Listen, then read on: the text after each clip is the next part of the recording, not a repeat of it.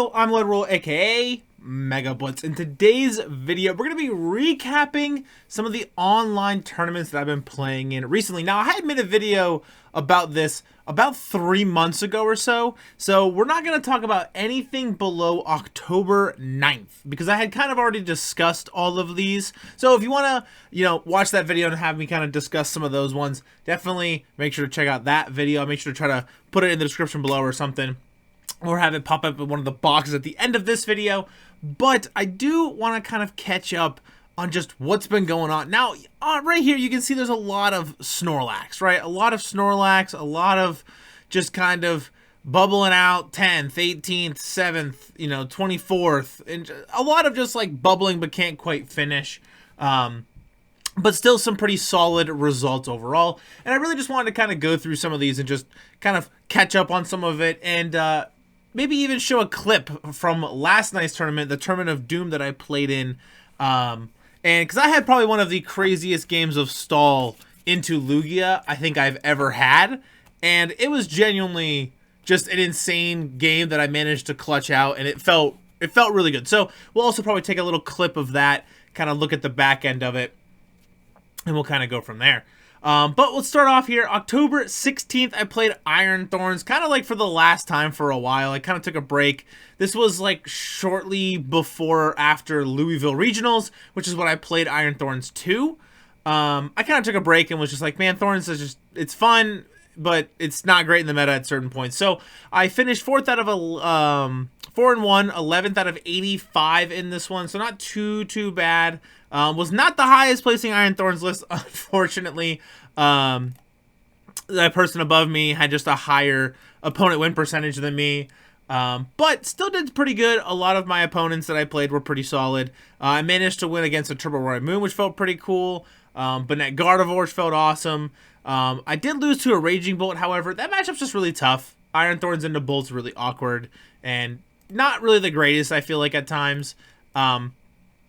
But not too bad for that one. And this is when the kind of the Snorlax stall kind of stuff really started, right? I was like, I want to find a new deck to play. I really want to just find something that I can kind of mesh with. Because I was kind of burnt out on playing Lugia, and I wanted to play something different. I really liked the control element of Iron Thorns, and I just picked up stall. I was like, I'm going to play quad stall, and I'm just going to learn the deck, right? So played it to this free Pokedeck tournament literally the next day, right? The next day, I was like, I'm going to play in this tournament, and I'm just going to throw stall at it, and we're going to see what happens. And kind of went with like a Rotom list, a little bit different. Back then, we were playing for Temple of Sinnoh in that list, playing like Giacomo, stuff like that. But still pretty similar to like kind of most other Snorlax lists, right? But the crazy part is about this list is I'm pretty sure I copy-pasted it from Cal Connor, from a regional that he had played in and done really well with, and then just kind of ran with that list. But ended up having some pretty, if I remember correctly, having some pretty like solid runs with it. Started off against Bonnet Gardevoir, didn't do super great, and then I just hit like some crazy just like good matchups, right? Hit Charizard, that's a solid matchup. Hit Goldengo, that's a super great matchup. I hit against another stall player, which I remember this matchup being very interesting, and I actually played 2 accompanying flutes back to back and managed to stick just a lot of stuff on the bench they didn't want. And then I ended up actually being able to end the game by Erica's Invitation, pull up their Pidgeot V, and they couldn't get out of it, right? They kind of just like stuck, and they couldn't retreat, they couldn't penny and pick it up, they can't Vanishing Wings or anything like that. And I just had the game won after that. And then I played against Lugia. 4 Temple of Sinnoh just carries that. Poke Dusknoir, I ended up shredding all the rare candies, so I couldn't really get into Dusknoir. And then lost a Dragapult Dusknoir because I couldn't shred any rare candies. So that was kind of unfortunate. And then I ended up closing out the Palkia game, I think, with like Cornerstone Mask Ogre Palm with Hero's Cape. And they had like no cologne after that. So was pretty solid, felt pretty good going in after that, just like playing stall, and then just kind of kept going, right? Had a 3-4, 24th out of 103, not super great. And then I played another one here. We got 15th out of 64, nice like 4-2. And just hit some pretty interesting stuff, right? Like hit Pidgeot Control, not a great matchup. This is when people were starting to play Roaring Moon with Pecharunt EX with that subjugating chains, and that was kind of tough. This was kind of before the whole box order thing came to be. So that was interesting, and just kind of lost those 2 matchups, which felt pretty bad. And that's what kind of I've learned about Stall as well, is Stall's one of those decks where it's either great in the meta or it's really bad, but like a good stall player can kind of make it work a lot of the times and get decent finishes throughout. And I feel like that's kind of where I've become, is like I've played stall enough that I can at least get solid finishes in online tournaments or locals and stuff like that, even when the meta's not great for it, which I think is very interesting. And we'll kind of see that like at the Tournament of Doom tournament, even though I did drop because it was getting pretty late for me. It was like 2 o'clock in the morning and I was definitely pretty exhausted. But we'll get into that here. And then I have another fourth out of 30 here. That was also a pretty interesting one. I lost to Gardevoir, which was kind of unfortunate. Gardevoir's actually a pretty okay matchup. But I did end up winning against like Pidgeot Control, which felt pretty cool. And I ended up beating a Dragapult Pidgeot, which I feel like is a pretty tough matchup a lot of the times as well. And then the stall matchup, I just ended up just kind of outstalling the stall. And then I played in this like Mentis Fortress tournament. Just didn't have a great run, if I remember correctly. If I can go and just take a look at... There we go. Okay, so I played against Goldango and won that. Played against Lugia and tied, and my opponent definitely slow played. They definitely kept using Primal Turbo every turn and then not searching for anything, and I called a judge, and they were like, yeah, he's allowed to do that. And I was like, I disagree. You're not allowed to do that, actually. And that became a whole thing, and then just kind of like stuck it out because I was like, whatever, I can just at least try to like get top cut or something. And then hit a Goldango, bricked super hard and got donked, and then played against Burnout Gardevoir and just got locked out of the game and got item locked and couldn't do anything. So I just dropped from that, and then had a conversation with the person that does Mentis Fortress, and we did end up hashing everything out and kind of fixing it. But I definitely told him that it'd probably be a while before I came back. Just kind of needed a break. And then I played Arc Armarouge. I took a break from playing Stall, and I was like, man, I'll play Arc Armarouge. So I played that. Had some pretty good times. You know, played against Chien-Pao, not great. Played against Gardevoir. That was a pretty good matchup. Cooked a Thorns player. Did a good, pretty good against Dragapult Pidgeot. And then lost to Dragapult Dusknoir. Unfortunately, Armarouge has... I can show you the list here. Armarouge has 130 HP. Curse Blast from Dusknoir has 130. So unfortunately for me... Armarouge just gets cooked by Dusknoir. So that was really tough to kind of overcome. So any deck that was playing Dusknoir, every time I played Arc Armarouge, I just kind of lost, which kind of stunk. But still, not too bad of a finish. And then kind of just rolled it back, you know, shortly later with Stall again. Ended up just playing against Ruhl, did good. Dragapult Dusknoir couldn't shred candies, unfortunately. Dragapult Pidgeot could shred candies. Serena, that was a tough matchup. I actually remember this being like very difficult to navigate. Because I had to try to trap their Barrel because I managed, or sorry, their Bidoof, because I managed to go Erica's Invitation, pull up the Bidoof, and then they already blew through their Turo, and then the following turn, I played Misfortune Sisters and milled their only Palpad, which was kind of interesting. Played against Lost Box, just got rid of Mirage Gates, and then played against Hydreigon. They played Petron, and I got cooked, unfortunately. And then we had another one, just like a redacted fun term. I just kind of played like last minute, jumped into this.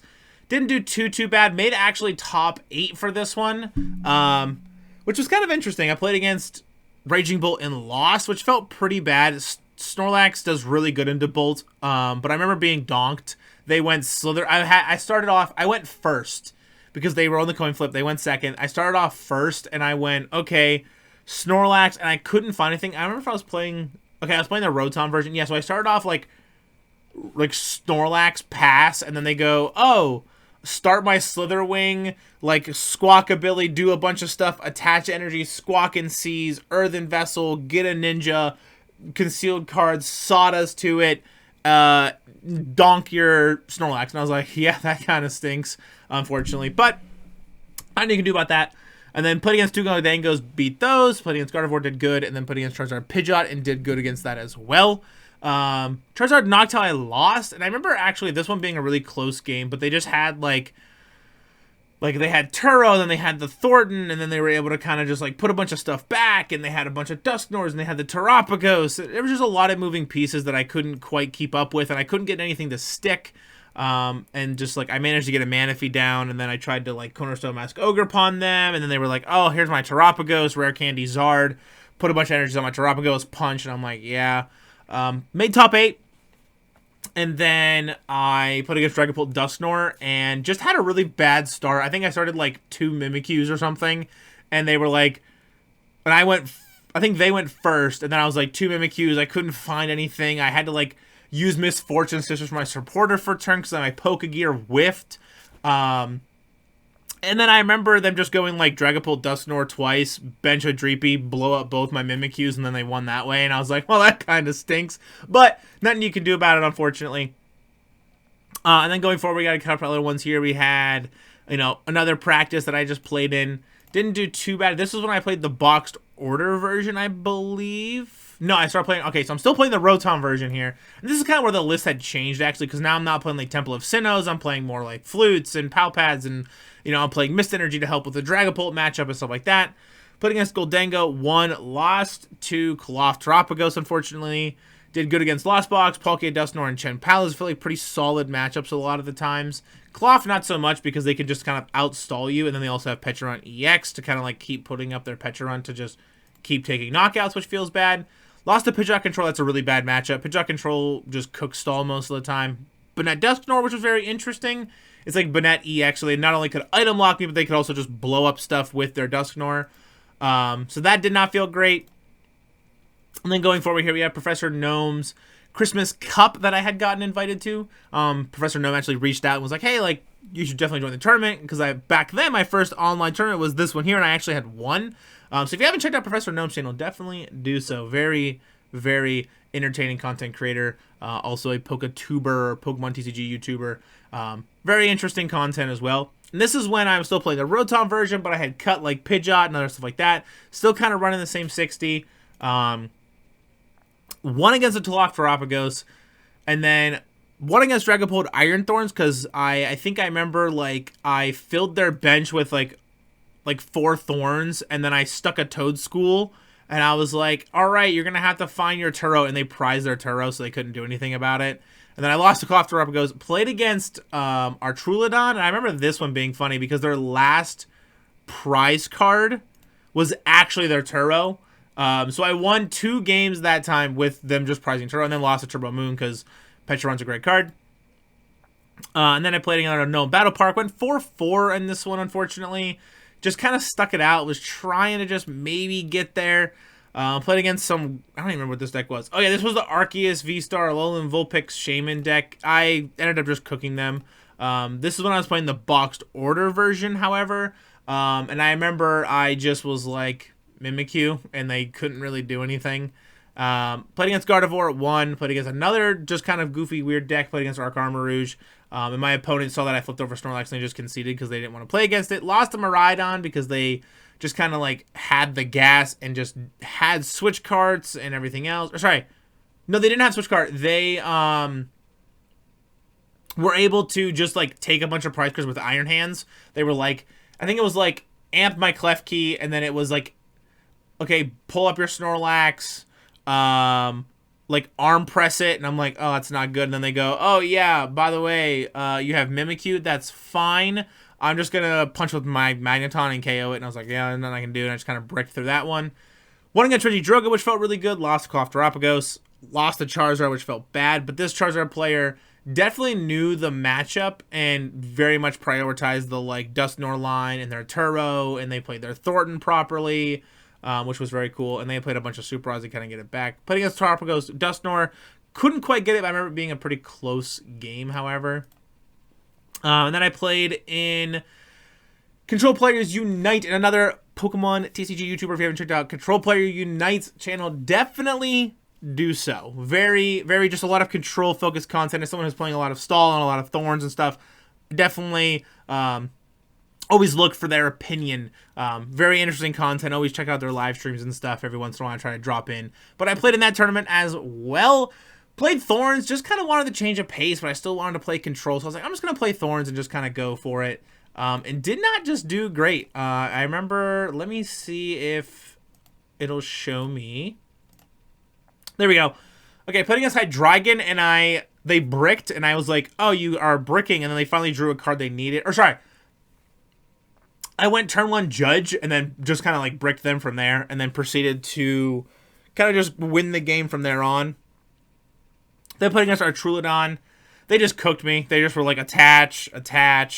They didn't need to worry about anything. And it takes forever to KO our Troodon with Iron Thorns because our Troodon, unfortunately, I can't see lists, but I think it has like 340 HP or 330 or something like that. It's got tons, right? So you have to like 3-shot our Troodon, which is really pain to do. Then we have Tropico's Dusknoir.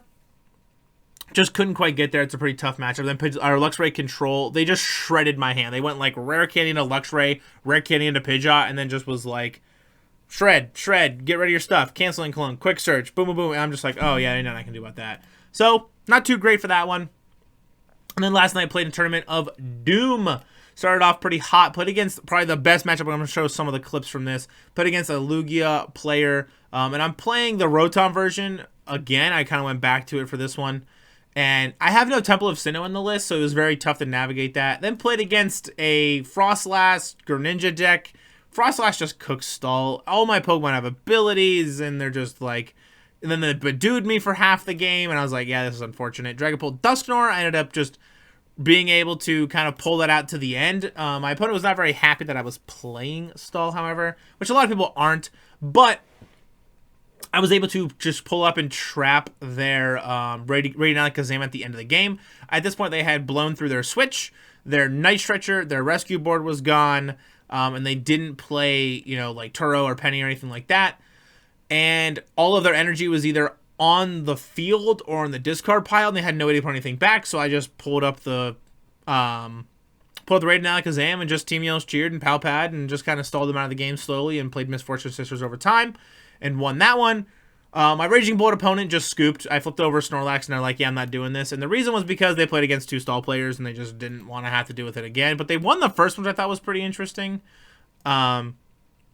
And I played against Pidgeot Control. I actually had a way to win, but unfortunately, right before I ended up, like, scooping, they were able to just be like, I can't remember what, I think, they ended up playing Xerosix, and I was like, I was gonna next turn Xerosix them and then Iono myself, and I couldn't do that because they wrote Xerosix me first, because they quick searched for it probably or something, but I couldn't, had to wait to find my Xerosix.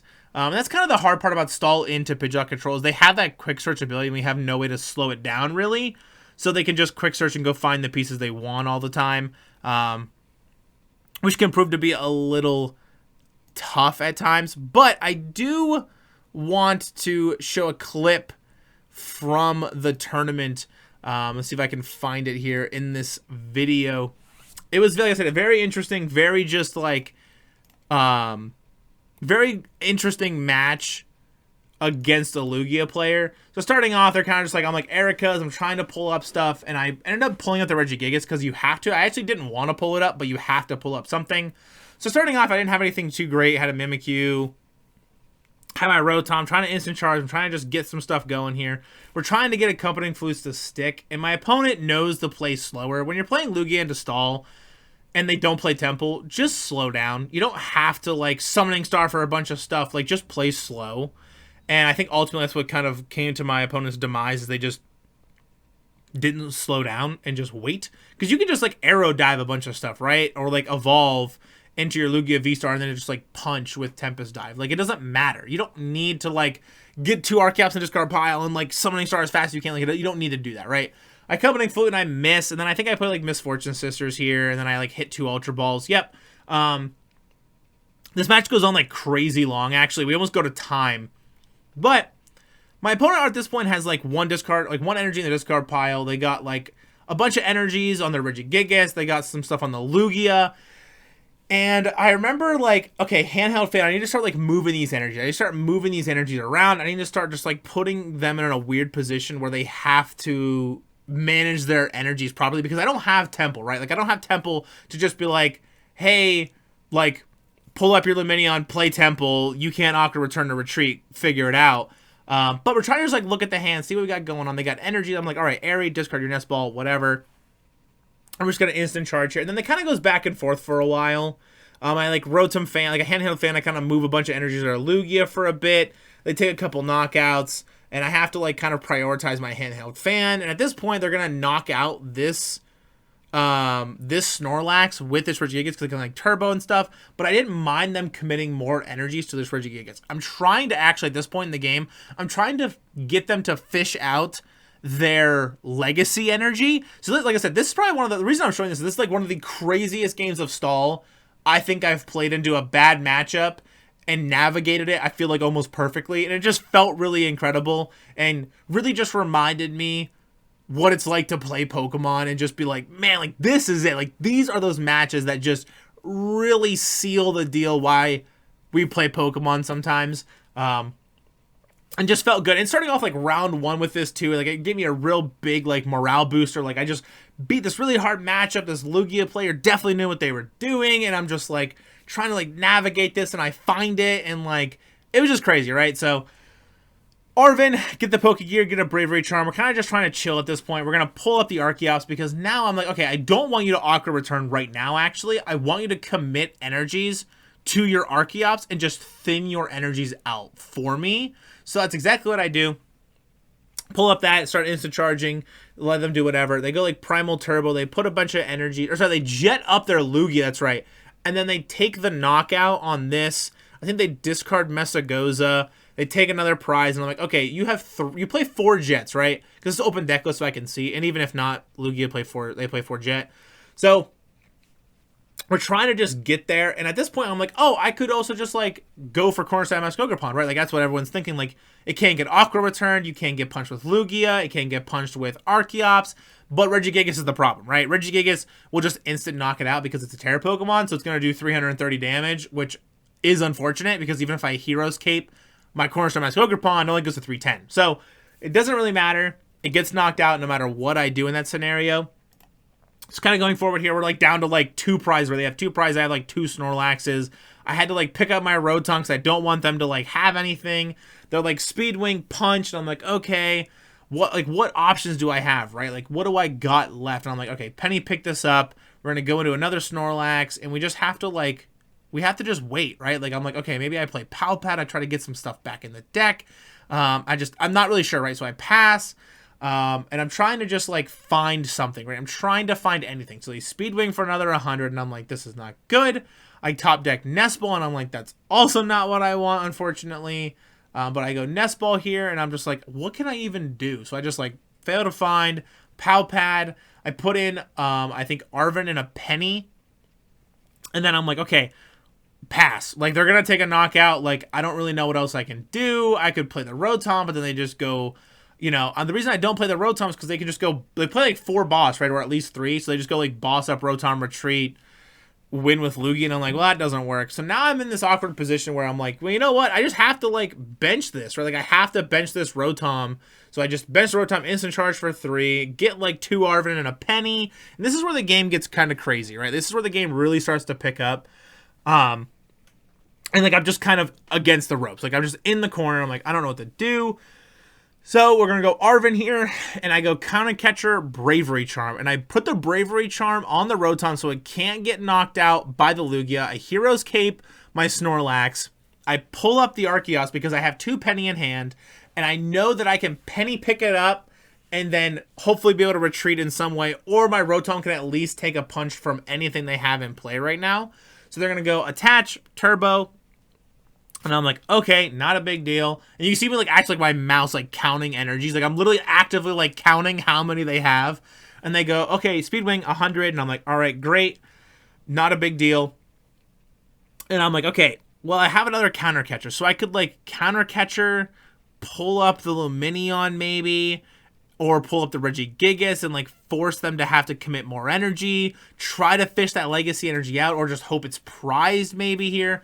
So we're actually going to pull up the Lumineon here, and then we're going to go, okay, I'm like, you know what? I think this is what I got to do. I got a Penny. I have to prioritize my Snorlax with Hero's Cape. So I rebench it with fresh health. This Rotom can take a hit, instant charge. I can Penny pick up the Rotom next turn, put the Snorlax back up, Counter Catcher, pull up something else, and then keep going that way, right? So now they go, okay, Aqua return, 100 damage, flip the Lumineon back in, not a big deal. They're going to shove up their Lugia, and I'm like, all right, this is it. This is where I got a chance here, right? if I can just get anything to stick. So I go accompanying fluid, I whiff, and I'm like, that's not good. We're trying to find anything. I grab the cornerstone out of the prizes. I prized 2 Arven, Iono, and 4 Sealstone, which is unfortunate. And still managed to kind of navigate and pull through this, which felt really good. I'm like, man, what do I do? Like, do I have to, like, do I save my supporter for this turn? Like, do I just retreat? Like, what do I do, right? So I'm like, no, I have to penny this because if they just have boss, they just have game, right? So I'm like, okay, maybe I just wait. Maybe I don't bench the Rotom. Like, do I just not bench my Rotom here? So I'm like thinking, okay, maybe I don't bench it. I definitely have to counter catcher here. I'm like trying to keep track of what I have in my discard pile. I ultimately put and go back to this because I know I need more pieces, but I can attach the energy so I can just retreat the following turn.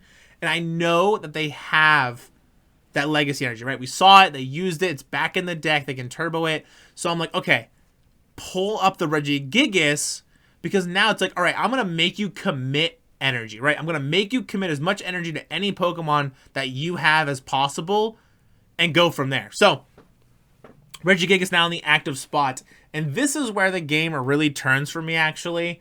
I'm really at a point where I'm like, okay, I need this to stick. I need to find accompanying flute, or I need to get Erica's invitation back so I can just get something in the active spot that can't deal damage, can't knock out anything out. This is what I got to do. But then you see it. They put the legacy energy on the Regigigas, and I'm like, that's my out. That's it. I got this game locked up. I have it locked up, right? So I go, okay, here's what we're going to do. I was like, my Snorlax can live a turn. It can live 1 turn. So I need a little bit of help. So we're going to go boss up the Lumineon here. And then we got to be able to get a penny. I got to get a penny so I can pick up this Rotom so I don't have to worry about anything. And we're golden. So I just instant charge for 3, pass turn, and then they're going to pass back to me. And I'm like, okay, accompanying flute. We're going to hit Lumineon. Just fill your bench. You can't do anything. It's whatever. We're good to go. We're going to play Airy. We don't have to worry about anything yet. What I should have done is I actually probably should have waited because now they could just go boss, pull up my Rotom, and then I have to commit more. But they don't have any energy left.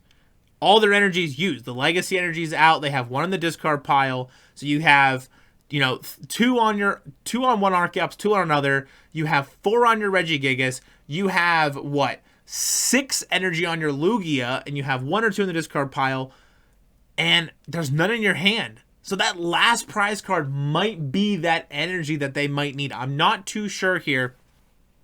But, like I said, instant chart, or Palpad, put the pennies and stuff back in, and then we're like, okay, I'm like, you know what? I have the game. We're going to go Pokegear. We're going to find a penny, use the penny, pick up the Rotom here, and then I'm like, all right, next turn I go like Misfortune Sisters, trying to just thin out the deck. I hit 3 items, which feels great, but I have like Team Yellow's Cheer that I need to use because I need to make sure I can like put stuff back in my deck. So next turn I have to use Team Yellow's Cheer, and I'm trying to just like kind of go this route. And I prized my Iono, right? Like I prized my Iono, so I don't have Iono to just like put my stuff back in the deck, right? So I need a little bit of help. So I'm like, okay, here's what we're going to do. We're going to go Team Yellow's Cheer. We're going to have Silene. We're going to put it back in the deck. And actually, I think right before this, I must have skipped it because right before I played Silene and I flipped double heads. Or I flipped double tails, sorry. Yes, okay, this is where I play Silene and I flipped double tails. And I'm like, well, that's not going to work. And then I hit those. I put everything back in the deck. I play Xerosix afterwards because I find it. Force them to thin their hand. If they have Iono, it's whatever. Like, they can't keep stalling the game out because at this point, we only have like 3 minutes left of time in round. And I'm like, okay, I needed to get this going. So I'm just like, Xerosix, discard a bunch of your cards, force you into an awkward position. So they discard a crap ton of stuff out of their hand, pass to them. And I'm like, all right, this Silene's got to hit. I was like, the Silene's just, it's got to hit something. But if I Misfortune, I play it because I'm like, maybe I can hit 1 item and be fine. Nope. I whiff and I'm like, okay, this Silene is it. This Silene literally wins me the game. I have to play it this turn, and I need a heads. And I get literally 1 heads, and I'm like, oh my god, we got it. Because I just go Team Yellow's Cheer or Palpad or whatever, but I go, okay, maybe they play Iono. They try to kind of go the long con if they have it in their hand or something. So I put Palpad back in so I can go next turn, Palpad, put in Team Yellow's Cheer, and do all that. But I'm like, oh, do I need to play Palpad? I'm like, oh wait, I just passed back and I got the game. Literally, I literally won with no cards in my library and no cards in their library. Literally, I won by decking them out, and I had no cards in mine, and that's how I ended up winning the game. I literally won by decking them out and decking myself out that simultaneously same turn. Like, it was insane. Insane. And they played such a great match. It was so good. And they were super friendly after. We had like a nice text conversation back and forth on the Limitless thing. It was incredible. It really is. But let's jump right in to that outro. All right, it's going to do it for today's video. If you guys enjoy the content I've been making so for the channel, make sure to leave a like, smash the subscribe button. I really would appreciate it. And of course, as well, while you're down there, make sure to follow me on Twitter and join the MegaBlitzz Discord as well. And like I said, go check out Control Players Unite and Professor Gnomes as well. Like I said, they do online tournaments, and you might see me in some of them every once in a while. So definitely check out their channels. I'm trying to make sure to put them in the description below as well. And yeah, I just really been enjoying Stall. I'm kind of sad to see it go, but it's time for the meta to change, and I'm excited to see what the meta looks like going forward. And I want to recap a lot of these online tournaments that I play in just every couple months and just kind of talk about some of that cool stuff, because a lot of stuff can happen in online tournaments, and they're really fun to play in. And if you haven't tried an online tournament, I definitely recommend it. It's very interesting. It's a lot different to play than just the ladder, right? Like, grinding the ladder is fun and all, but it's kind of like, oh, okay, well, there's no regionals going on. Maybe I just play in like a nice like 6-7 round tournament online. I'm off work that day or something. It's nice to be able to just kind of do that, and I really appreciate the online tournaments for that. As far as any of the deck lists and stuff go, I'll try to make sure to put them in like the Discord or anything. But right now it's just been like the boxed order stall and the Rotom stall, kind of what I've been playing a lot lately. And I really appreciate all of your guys' support just kind of throughout the channel's time. It's very appreciated. But I will see you all in the next one. Peace!